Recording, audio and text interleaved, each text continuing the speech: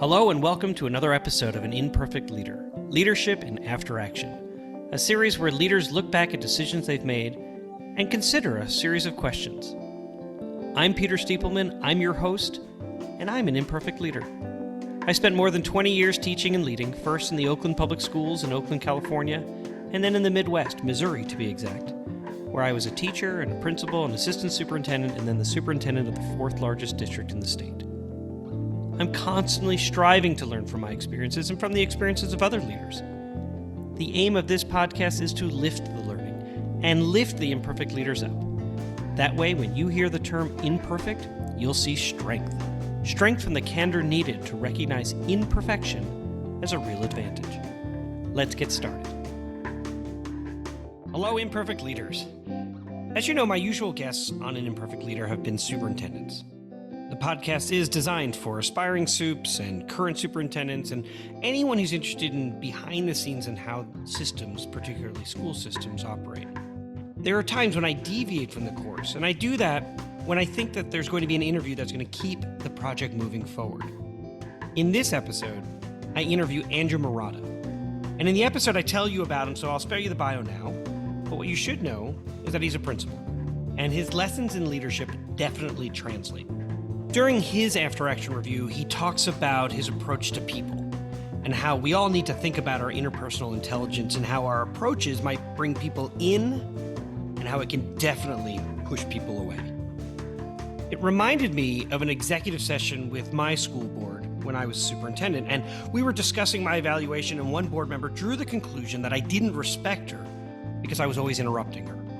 And the truth is, I did always interrupt her, but not because I didn't respect her, but because I was so engaged in what she was saying that I just kept jumping in. Interestingly, a rabbi once told me that it was an expression of love.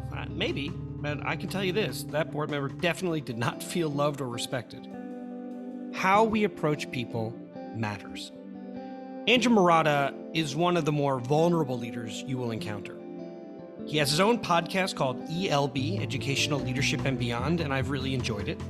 And he has authored a few books, including The School Leader, Surviving and Thriving. Thanks for tuning in. Today on An Imperfect Leader, Andrew Marotta is my guest. Mr. Marotta is self-described as an energetic and enthusiastic school leader who has put his positive imprint on his beloved school, Port Jervis High School in Port Jervis, New York. Now, if you've listened to his podcast, ELB, Education, Leadership, and Beyond, I can attest to the energy and enthusiasm. I mean, I've listened to a few episodes and you just can't help but just feel energized. Andrew's path to his leadership roles has included being a volunteer with the Augustinian Friars in Italy, a teacher in Staten Island, and is currently an administrator and a Division I basketball official. That's really cool. Andrew, welcome to An Imperfect Leader. Peter, thanks for having me. And man, you did your homework. Well, you make it pretty easy. You have a nice website. Yeah, so, Andrew, I've listened to your podcast and I've read a number of your blog entries. You do have a ton of energy and you're very committed to the people you're talking to or writing about. And I know one of your early jobs was working for your father's pharmacy in Staten Island. And I wonder, is that where this came from, this practice of respecting others or genuinely appreciating others? And do you think leaders can teach others how to do it? Yeah, that's a great question, Peter, and it's an honor to be on with you. And I love the theme of your podcast, right? People think, oh, principals or podcasters or celebrities, they got it made. It's perfect. Their life is perfect. Here's the great Tom Brady in front of us, right? How many Super Bowls, and he's going through a divorce. So it's never perfect. It's never easy. But yeah, blessed to grow up the way I did in Staten Island, New York. My dad was the local little pharmacist. And we all worked there. My first job was breaking boxes in the basement. Instead of paying a hauler to haul them away, he would drive them to Uncle Peter's house, Aunt Marion's house, my grandmother's house. We would drop the boxes off everywhere. That was my first job. But I watched him serve that community. I watched him serve underprivileged people. I watched him deliver medicine to dying people who didn't have any money, I watched him get robbed. I watched the store get flooded. I watched him work 6 months straight for 7 days a week while his partner was in rehab and not take the salary that went with that. So I learned a ton of lessons there. My dad was a hands-on leader, and the way he ran his pharmacy, is kind of the way I run school. I'm sweeping up the floor. I'm greeting people when they come in. I'm making sure the storefront is nice. And he was a tough son of a gun. So I admired him, and I watched every little thing he did, and I ate a shit ton of candy bars while I was there. Oh, now because you curse, I gotta mark that thing that says, "Oh no, it's not for kids." So listen, do you think? I mean, you've written all these books. I'm looking at your website and reading your blogs, and it seems to suggest that you believe that these are lessons that people can learn and can begin to practice. And I go back and forth on that. I mean, some people you just feel like they have a heart to serve, and it's part of who they are, and others you feel like you can teach them how to do certain things. And so I wonder, that sort of leadership model that you have, that you don't lead by title, you lead by relationship. Is that something that you think people can learn? Yeah, I agree with that, Peter. I mean, I got new teachers. They're watching, right? They're watching how I handle things and how I do things, right? When there's a spill in the cafeteria, I'm there, I'm not trying to take the custodian's job, but I'm trying to make it easier. I think you model what you expect. And if they see the boss doing it, it's funny. During the pandemic, I got out of wearing ties. I didn't like wearing ties as the principal, my neck. And sure enough, right, if I wasn't wearing them a couple of days later, I'd see some of the guys not wearing ties. Hey, what's going on? But I reflected that, if the principal's not wearing it, why should they? And so, yeah, I do believe those are behaviors, but the person has to want to do it too. I got people that work, right? Their back's against the wall. They're holding up the wall with their back, whereas other people are out serving and rolling up their sleeves. So I think it's both, but I think as the leader, we have to model what it is we're looking for. Yeah, you're really speaking to habits. And in the leadership model that I have been using to advise others, there's a dimension called nested patterns. And if I were to describe it, I'd say it's the muscle of the model. It speaks to how people behave with one another, their habits. And as I read your posts and portions of your book, and I see a lot of attention to this idea of nested patterns. And inside the dimension of nested patterns are the terms empathy and compassion. And sometimes people see empathy and compassion as signs of weakness. They think, instead that they should just lead by their title in a very hierarchical way. But I get a sense that empathy and compassion are cornerstones to the way that you lead, the way that you parent, the way that you officiate basketball games. So how does empathy and compassion show up in your daily life as a leader? Yeah, I love that theme. I'm so glad you're talking about that. The world we're in today, right, Peter? There's so much angst, so much anger. I go back to my parents. They're wonderful people. My mom just turned 80. They were compassionate. And my dad, I think my dad gave away more at the store than he earned. It goes back to that saying of Maya Angelou, right? They'll forget what you said or what you did, but it was how you made them feel. I like to send a lot of notes home as principal, right? Congratulations, Peter, great podcast. Congratulations, Jim, on the championship. But I also send notes to the kid who got cut from the team and the kid who lost the election. Abraham Lincoln lost how many elections before he became? I think that resiliency, I think reaching out to people when they're down means a lot. You've clearly done your homework, Peter, and you're well read looking at your shelf behind you. But one of the things in, that Surviving and Thriving, the Tales from the Hardwood, was about reaching out to the refs when they had an injury, right? Most of the refs used to look at it. If Peter got hurt, shit, I could get his games, right? Who's doing his games? Maybe I'll get some of his games. Whereas, the best refs were reaching out, really saying, "Hey, Peter, man, I'm really sorry about that," and they sent pizza to his house, and that's the way I was taught. And when people are down, it's very quiet, right? Yeah. And I've been down, you've been down, I'm sure. And who are the people that reach out to you? So I always try to do that, and that falls in that category. Certainly, I bet there were so many examples during the pandemic where you just knew that families were struggling, that you were out there helping and trying to figure out ways to get them food, get them technology, get them services, all those kinds of things. I remember walking into our lobby one day, and there was a young child sitting with a woman. I thought it was his mother, and another woman by her side. And I walked up and said, good morning, because, as you likely do as well, no one's a stranger.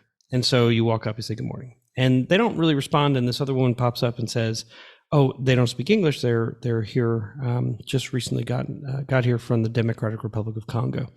And this young man, his entire family was murdered. And this woman is not his mother. She's taken him in as his aunt. And although they're not really related, she's now his mother for all intents and purposes. And every night he checks every window and every door to make sure that they're locked. And you hear those stories, and I know there are a million of them in your district and the districts around you and all across America, because our kids in so many ways are struggling. And you can't help but know that the people you surround yourself with, that they're going to demonstrate empathy and compassion first and foremost. So I love the fact that you use that quote about no one's going to remember what you said, but they're going to remember how you made them feel. So, Andrew, one of the questions I ask every leader who comes on the show is, what does the term an imperfect leader mean to them? So how does that resonate with you? Yeah, it makes me think of the picture, Peter, about success, right? With the quote there, what people think it looks like, right? And they got a straight arrow with a big arrow on it, zooming forward. But really, and then it says what it really looks like, and it's a squiggly line, right? It's all jumbled with an arrow at the end. I've always admired successful people. I've always looked up to people that just, had an energy like, wow, the person on stage or the singer or the star player. Wow. I always had an eye for those people and really wanted to learn from them, right? What are they doing? What are the best people doing? And they leave clues, right? Success leaves clues. Someone told me once, Andrew, the big shots weren't always big shots, and that resonated with me. So I'm reading a book now called Obstacles Away, right? You think people got a clear path. They don't. It's just, how did they deal with that hurdle? How did they deal with that situation? It's not the amount of times you're told no. It's the ones that you're told yes. Successful people have failed a lot more times than they've succeeded. And you got to be resilient. You got to learn to move on. When I refereed, Peter, I made a lot of mistakes. But quickly, you had to get the next one right. There was a resiliency there. When I blew the whistle and I knew I was wrong, and 20,000 people are booing at you, especially the coach across the way, there's a pressure there to get the next one right. And I have that in my life now. I don't miss officiating. People say, well, what do you miss? I miss what's called, I call it the edge. Being on the edge of having to make those hard decisions and make those decisions really in those but you're a principal, so that is a daily existence, if not hourly existence for you, having to make difficult decisions, because there's a difference between complicated and complex, and unfortunately in education, many more complex decisions than complicated ones. You've got a kid who for all intents and purposes has done something that might require the child to be suspended, yet a suspension at home is going to result in many more bad decisions to be made. And so you want to look for ways to find opportunities at the school or somewhere in a local church or somewhere where the child has good supervision and can still get work done. And knowing that others are going to see that as capitulating because they just want a pound of flesh, but you're seeing this child as a real individual with hopes and dreams, and you're going to find a way to make this child successful alongside. So that's a complex decision that principals have to make on a daily basis. I bet you had to do it at least twice a day. That's a great comparison. You said a few things that have gotten my attention here. That got my attention. Complicated versus complex. That's a great point, Peter. An Imperfect Leader, Leadership in After Action is supported by ILAA, a firm dedicated to supporting aspiring new and established leaders. For more information, please find them at human-centeredleaders.com. We're back for segment 2 of An Imperfect Leader called Imperfect Leadership in After Action. My guest is Andrew Marotta, principal of Port Jervis High School in Port Jervis, New York. In this segment, we ask our guests to deconstruct a decision that they had to make, and then we discuss it. So, Andrew, I wonder if you'd walk us through what happened. Yeah, a good question. That's an interesting topic. I wouldn't say it's one decision, right? Peter, you asked me about how to pronounce my name correctly when we started, and I said it sounds like Lotta Marotta. And that's been my nickname for quite some time. And that's the good thing, and it's a bad thing, right? Lotta Marotta helped me make the basketball team as a competitive high schooler in college. There was 100 kids that tried out for the team freshman year, and they took 12, and I made it. Those situations, marrying my wife, right? She's a beautiful woman. It's competitive out there. Lotta Marotta. I was persistent. Getting hired as a principal, right? Lotta Marotta. Those things have helped me. Getting hired as a Division I official. But I've learned Lotta Marotta is not for everybody. And sometimes I press too hard. So we talked a little about my officiating career, and I was 20 years at the Division I level, including 6 at the ACC. And I'm not in the ACC anymore, and I don't officiate anymore. And I stepped away, but I didn't get the contract for the ACC. I didn't get rehired after my 6th year. And in reflecting on that, I pressed too hard. I tried too hard. In officiating, you have to let the game come to you. And I'm an aggressive guy. Introverts sometimes, I step on their toes a little bit. Maybe if they don't answer fast enough, and I'm waiting for an answer. So I have a baseball in my hand here. I know we're in video, but there's a story there of Sandy Koufax for the Brooklyn Dodgers, Peter, years ago. Sandy was a 500 pitcher, and Sandy was not having a good game. He was 3-3 in the season, and he walked the bases loaded. This is a true story, Peter. You could Google it and look it up. He walks the bases loaded. It's 3-0, the count. The catcher walks out and says, "What are you doing?" And he says, "You're throwing too hard. You gotta take some off. You gotta take a little off, Sandy." And Sandy reflected, and he listened, and he processed. He struck that batter out.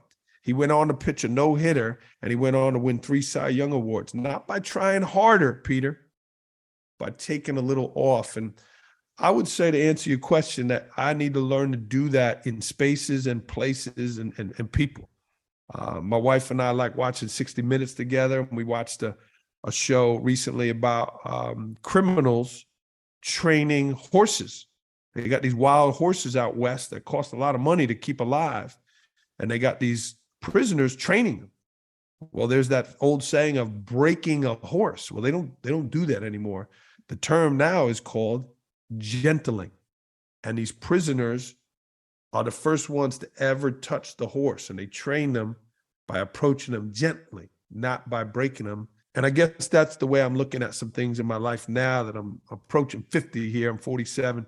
That sometimes I've pressed too hard, I pushed too much, and that got me places early in my life. But I think it got me out of the ACC and maybe into some situations where I should have pulled back a little more instead of pressing too hard. So Lotta Marotta is a good thing and a bad thing, Peter. It's interesting, as we were talking off air, and I typically will ask the guests, hey, what's your topic? And you said, it's going to be a whole lot of Marotta. And I said, I don't know what that means, but I'm looking forward to it, I think. So let me just sort of recap. So I understand that you were doing D1, you had 6 years in the ACC, and then a contract is not offered. And you had to do a lot of soul searching. Yeah. And a part of that is looking at sort of what got overlooked. And it sounds like a part of what got overlooked was that you are 100 miles an hour all the time. And as you've taken a step back, you realize that with all humans, that they need to be approached in different ways, and that you've now extended some of that even to your leadership role as a principal. You mentioned the introvert. I'm thinking about the new teacher or the instructional aide or even the veteran who is maybe struggling and doesn't know how to ask for help if, in fact, you're approaching at 100 miles an hour. So I'm kind of curious, what does that look like in your school? It looks like me being a better listener It looks like me giving an avenue to those teachers, a platform to those teachers, and being a servant leader. I am here to serve you, to take care of the kids. That role of the principal, and I don't know, controlling and pushing, like it's hey, I'm rolling up my sleeves, let's go. I'm working alongside you. A lot of Marotta is not for everybody. I know it's a good thing and a bad thing, and I keep it in check. Self-awareness is an important trait. When I first became superintendent in a large district, about 19,000 kids, 3,000 employees, and here I am. I march out and I say, here are 8 organizational goals, right? And of course, when you're focused on 8 things, you're focused on nothing. And at the same time, also, I sort of listed them all, didn't put them up on any PowerPoint. I was just like so confident and really cocky and to the degree of feeling somewhat arrogant. And then I was like surprised that nobody knew what our goals were. Nobody was working towards them. And it was kind of a little bit similar. I don't have a nice way of saying a whole lot of Steepleman, because it doesn't rhyme. There's no alliteration, but it was too much. I wasn't thoughtful. And then all of a sudden I realized that no one was behind me. Or they were way behind me. And here I thought like, oh, we have a really great plan, but I was doing it on my own, as opposed to what you described as servant leadership or shared leadership. How do we do this work together? And it's making those connections and those, those relationships. We talked about books a little bit. One of the books I read, Peter, was called Your First 1,000 Copies. And it was about selling your book, right? And you think it's about how to sell copies of your book. And it was about creating authentic relationships and building authentic followers. People that want to, people that are going to buy your book is not someone you're putting an advertisement out on Amazon. It's Peter Steipleman and Andrew Marotta hit it off. And Peter Steipleman's at a coffee party and hanging out. And he said, yeah, man, you got to read my boy's book. Because Peter Steipleman believed in it. And he's the one that is bringing the message. And it's the same in schools, right? That teacher, Mr. Marotta believes in Port Jervis. He loves Port Jervis. We're going to do a great job. Though that it's a similar type of thing, authentic relationships. Well, that was going to be my next question about relationships. What have you learned about them? So that's perfect. I will tell you, it's Steepleman, like top of a church and a man, which is a little odd because I'm a Jewish boy from Long Island. But, there it is. Like steeplechase. Like steeplechase, right? Which is the oddest race. I don't understand. You jump over something and land in water? What is that? So I'm kind of curious.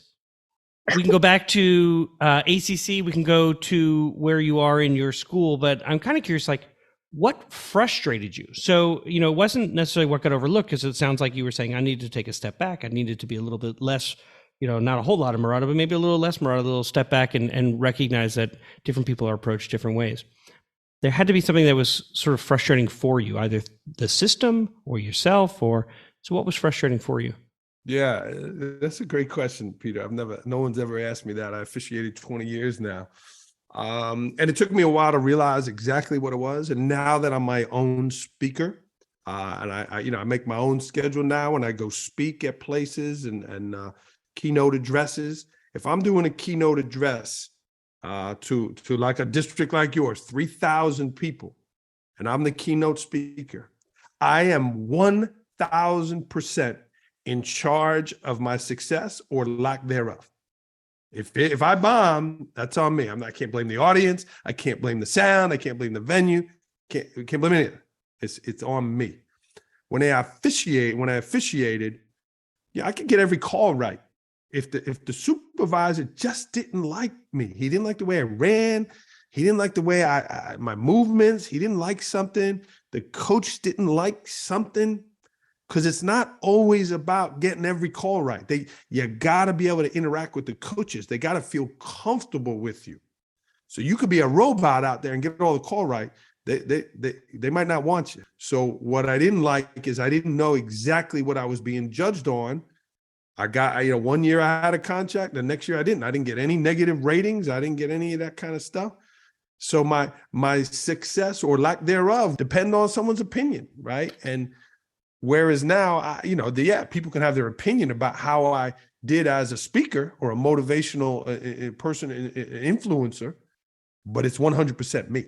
It's not It's not just one person say, oh yeah, we don't want him. We don't. Now the assistant superintendent or the superintendent who's going to hire me, if they don't want me, that might be a similar thing, but I'm in charge of that, not a supervisor who's hiring me. You understand what I'm saying? Oh, I do. I think if I could to kind of reflect back to you, what I think I hear you saying is like, so when you're officiating, you could be doing everything right, and yet there isn't this shared image of what success looks like. No one has communicated that, nor have you guys worked together to say, hey, when we're out there today, or as the season's approaching, this is what we're working on, this is what we're working towards, this is what a shared image looks like. You almost had to guess. And so when you're presenting, you have a shared image of what success looks like, and you're working towards that image, and you're hoping, based on the feedback that you're getting, that, you know, they're buying in as well. And if not, you might have to adjust as time goes on. I'm wondering, in your school, how do you generate that shared image of success so that each department is sort of working together, or as a school you're working together, or children know what's expected in terms of behavior, or, you know, in terms of academics, those types of things? What does that look like in your building? How do you get to a shared image of success? You are a sharp dude, Peter. I like your questions. I like the way you process these things. Another great question. I think you got to celebrate the successes, right? Districts hire these outside consultants. They come in. Everyone's like, who's this guy? Meanwhile, the expert is down the hall. The expert is Austin Wilson, French teacher down there. The expert is Joe Becker, math teacher down there. The experts are in the building. You got to celebrate who the people are. Can you take a picture? Hey, look what Peter Stiepelman did today. Look what Andrew Marotta did today. Bam. And it's a picture. It's a video. It's, hey, teacher Stiepelman, can I do a survey with your kids about blah, blah, blah? You do a survey, then you publish a survey to everybody. It's celebrating the successes so they can see what it looks like. And then, I mean, you don't need to ask for public opinion when you're putting that stuff out. You know it's good when you see it. It's, wow, holy cow, this is great. Yeah. I've seen great principals, great superintendents. One of the things that they do is they serve as sort of the priest, the rabbi, the imam of their building, and they bless the good things that are happening there, right? Oh, yeah. And they also serve as town criers, and they sort of almost as if, you know, you're walking down the hall going, you know, it's 3:00, all is well. But really what they're saying is like, have you seen what's going on in Marotta's classroom? It's amazing what's going on in there. And that just fuels this energy and enthusiasm. But also, I think you're right that it begins to create what does success look like in our building. So that's great. My last question of the series of questions is, so in the end, what was something that was good that came out of the situation? And I imagine that something that was good that came out of this difficult time in your life in terms of the contract with the ACC is that I'm looking at all these book titles behind you. These are books that you wrote. I'm looking at your website and seeing the obvious evidence that you're speaking all over the place. I'm looking at one of the books that you wrote with a whole bunch of other dads about, you know, what it means to be a father or a man or a good citizen. And so I imagine you might say, these are some of the things that came out of it. But I wonder if you talk about, out of all of this, what was something that was good that came out of this? I was fortunate. If I didn't have something to turn to, Peter, because I stepped away, right? I didn't get the ACC contract. I didn't get a couple of those upper level. And then I made a decision, and I wrote about it in Tales from the Hardwood about when I made that decision. My kids, my time, another thing that's frustrating, they could send me to Tallahassee for Florida State. They could send me to Charleston, right? And now I'm missing a day and a half for school. Whereas, I'm in charge of my schedule now, and I like that, but I was missing my kids. I like right now I'm 100% in charge of my schedule. And yeah, I reffing those games was awesome. It was fun. It was invigorating. I was energized. I ran 4 miles a night.